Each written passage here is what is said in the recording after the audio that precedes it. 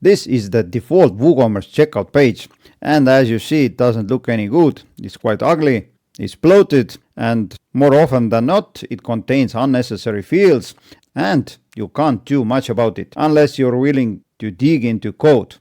In this video, I'll show you how to build a fully custom WooCommerce checkout page and edit every single checkout field in just a couple of minutes. No coding required. And what's even more awesome is that I'm going to show you how to create conditional fields. For example, display this file upload field only if this product is added to the cart. Otherwise, hide it. So, if you're interested, then let's jump in. The plugin I'm going to use in this video is called Funnel Kit. This one here. It's a premium plugin which allows you to do all sorts of stuff. For example, you can create WordPress sales funnels, add order bumps and one-click upsells. You can create sliding carts, add marketing automations, and so on.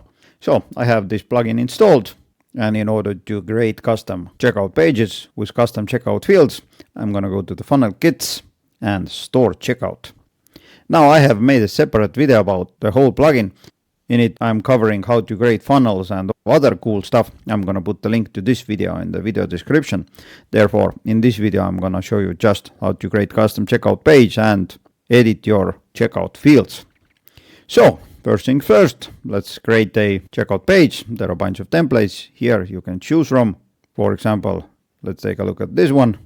And you'll see this is how the checkout page looks like. If you want to add one-click upsells, then this template comes with it, and this is the thank you page.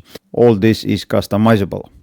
Now, which one I choose? Let's go with this one here. So I'm gonna import the funnel, give it a title, my checkout, for example. So done. It's gonna import the funnel, and there it is. As you see, it says store checkout is currently disabled. To make it accessible for customers, click enable to activate it. So I'm going to enable store checkout. And now when I go to my checkout page, you'll see this is the one we just imported here. It displays my order information and all other stuff. Now, if you want to edit it, just click on the checkout page, edit template, and your editor opens up. You can customize everything here. I'm going to skip this part instead. I'm going to show you how to edit checkout form fields. As you see, there are form sections here. Shipping information, shipping method, order summary. If you want to edit the section title, click here, change it, add subheading. For example, add your contact information, update, and when you save and refresh the page, there's the subheading. It doesn't stop here. I can do all sorts of stuff. For example, I can reorder sections. I can reorder fields. For example, like this or like this. Maybe let's do it like this. And I'm going to add a product field here in front of the product summary. I'm going to show you what is the products field. So I added it, refresh. You'll see this is the product field. Now, as you see, there are two of those here, and it's because we have two products. So one quantity for one product and this one for the other one here. Now if you click on the field itself, you'll see sometimes there are extra options.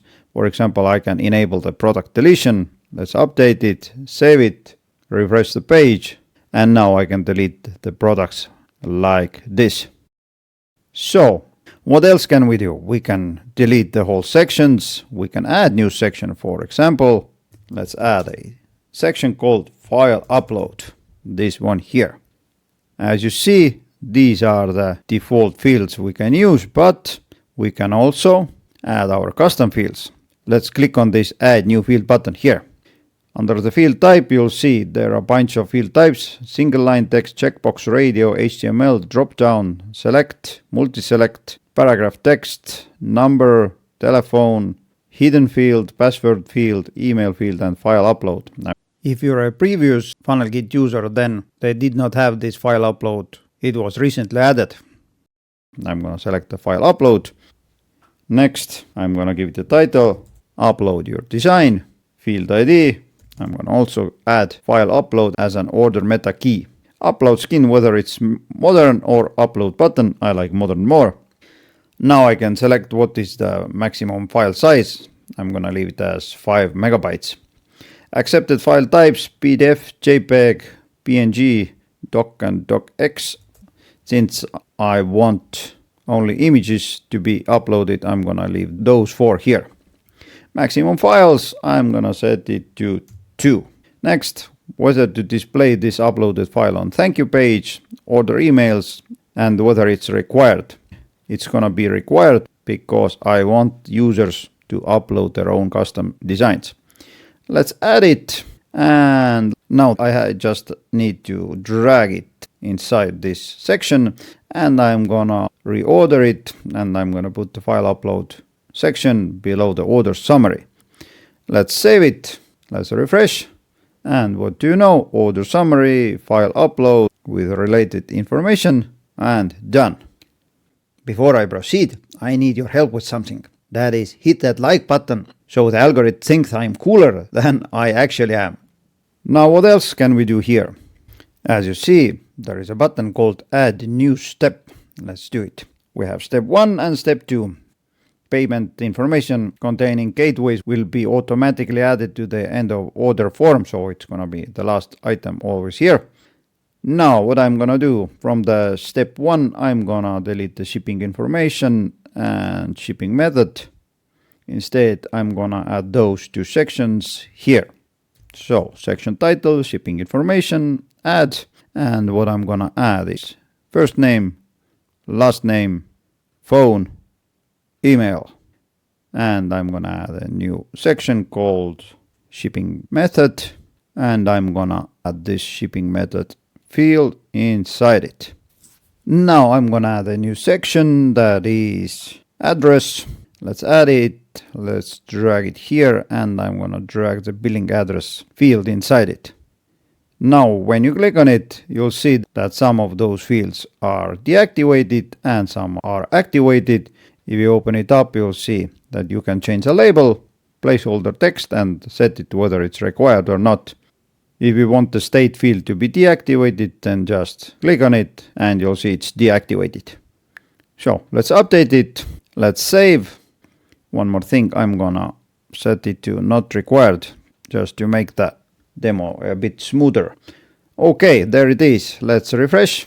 This is our first step, and this is our next step. First name, last name, address, shipping method.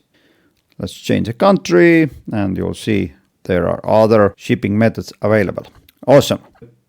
Now what else we can do here? As you see, there is an add conditions link. When I click on it, now I can take a look at every section I have here, and I can make the fields to be conditional based on my own rules.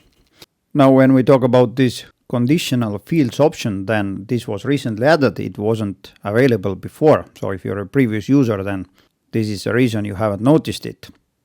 I can select whether to apply the conditions to specific fields inside this section, or I can apply it to entire section. For example, this file upload field or section, I'm going to apply the rule to entire section, and what I'm going to do is that I'm going to add a rule. Take a look. I'm going to say that if cart contains items, that is, if this product is added to the cart, only then display this file upload section. Let's add it, let's save it, and I'm going to show you what I mean by that. I have a product here which is called Customize Your T-shirt. This one here. I want this file upload to be displayed only when this product is added to the cart. Let's test it. Let's add it to the cart. Let's remove this product. I'm going to go to the checkout, and you'll see file upload field is displayed, but when I go to the shop page and add another product, remove the Customize Your T-shirt and go to the checkout page, then the file upload field is not displayed. So this way you can customize your checkout page even more. Now let's take a look at the conditions. You'll see we have cart-based conditions, cart total, items category tag, item count, cart coupons, and whether the cart contains virtual products. We have user-based rules. Maybe you would like to display this or that section or field only for specific user role or user statuses. And we have field-based coupon code, order summary, first name, last name, maybe first name is Jack, only then display this field. That is, you can basically create any rule you like. In order to remove the condition, there is nothing else to do. Just as an example, let's add a rule. If you want to remove it, then click here, click add, save, and done. So as you saw, creating a custom checkout page and edit checkout fields is really simple with this Funnel Kit plugin.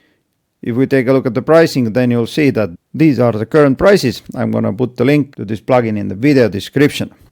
Now, as I mentioned, I have created a separate video about how to create funnels and how to set up the automations with the help of this plugin. This video is on the screen right now, so be sure to take a look at it next. In the meantime, take care.